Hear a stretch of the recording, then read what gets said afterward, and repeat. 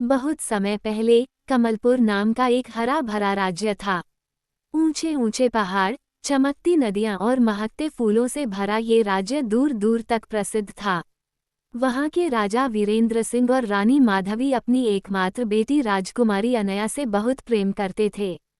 अनया जन्म से ही बहुत सुंदर थी, बड़ी बड़ी आंखें, लंबी काली चोटी और चेहरे पर ऐसी शांति कि कोई भी उसे देखकर मोहित हो जाए। लेकिन उसकी असली सुंदरता उसके व्यवहार में थी। वो हर किसी से प्यार और आदर से बात करती थी, चाहे वह महल का रक्षक हो या बाग का माली। हर सुबह सूरज की पहली किरण के साथ राजकुमारी अपनी बालकनी में बैठती। सामने दूर तक फैले पहाड़ और झीलें थीं। हवा में फूलों की खुशबू घुली रहती। राजकुमारी चांदी की कंघी से अपने लंबे बालों को संवारती और हर बार बालों से हल्की सी चमक फैल जाती, जैसे बालों में खुद सूरज का उजाला उतर आया हो। महल की दासियां अक्सर कहती, मालूम नहीं राजकुमारी के बालों में कौन सा जादू है। राजकुमारी मुस्कुराकर कहती, जादू नहीं, बस माँ का आशीर्वाद है। एक दिन राजकुमारी बगीचे में घूमने गई। वहां फूलों के बीच में एक वृद्धा बैठी थी, झुर्रियों वाला चेहरा, सफेद बाल, लेकिन आंखों में गहराई थी।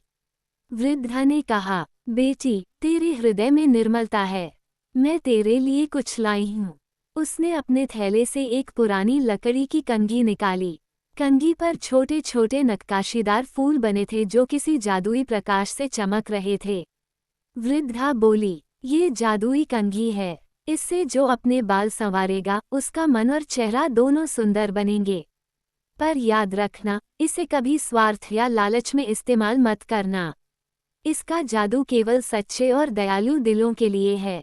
राजकुमारी ने झुककर कंघी ली और बोली, आपका आशीर्वाद मेरे लिए सबसे बड़ा उपहार है। अगली सुबह राजकुमारी ने नई कंघी से बाल संवारे।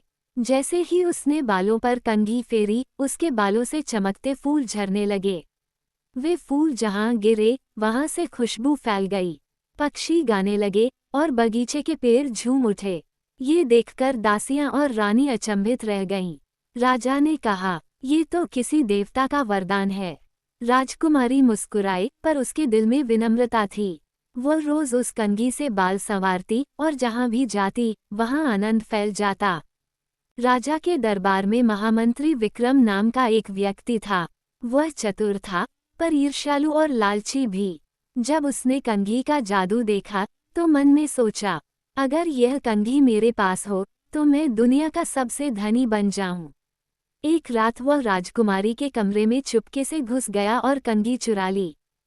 सुबह होते ही मंत्री ने कंघी से अपने सिर पर बाल संवारने की कोशिश की, पर जैसे ही उसने कंघी चलाई उसके सिर से फूल नहीं बल्कि कांटे निकलने लगे। वह दर्द से चिल्लाया, उसके बाल जलने लगे और उसके चेहरे पर अजीब काले निशान पड़ गए।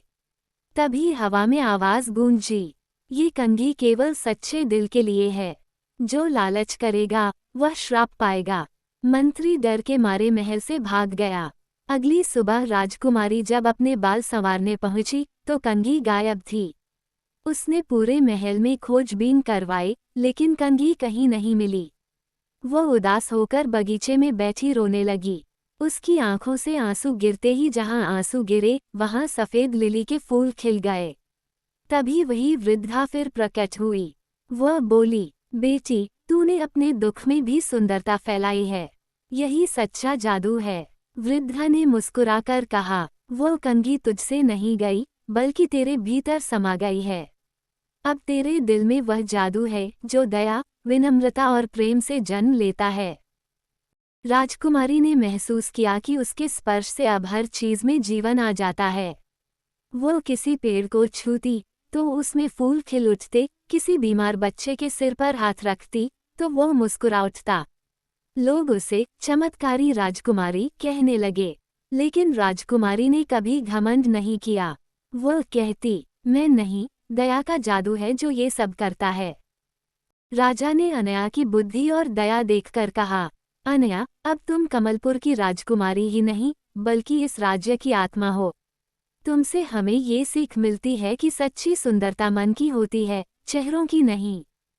वर्षों बाद जब अनया रानी बनी तो उसने उसी बगीचे में एक विद्यालय बनवाया जहां वह वृद्धा से मिली थी। उस विद्यालय का नाम था दयालुता निकेतन। वहां बच्चों को सिखाया जाता था कि दयालुता सबसे बड़ा जादू है। राज्य में शांति, खुशहाली और प्रेम फैल गया। लोग कहते थे, राजकुमारी अनया के हृदय में ही वह जादुई कंघी बसती है।